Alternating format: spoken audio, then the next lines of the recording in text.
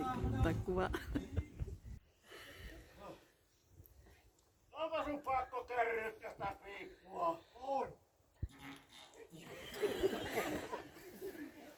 Miksi et sinä heti sanonut, että se vanha Saparomäki oli joku ollut?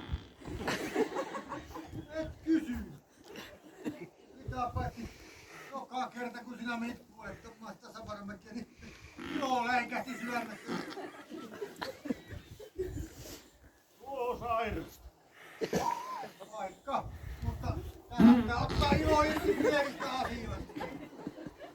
Mitä sinulla oli vanhaa Saparomäkeä vastaan? No elää sitten vasta. Miten minä saan vaimoni takaisin? Onko pakko saada se takaisin? On!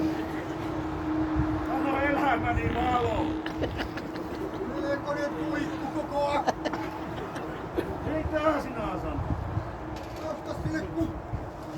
No onhan se melko hankalaa tässä tilanteessa.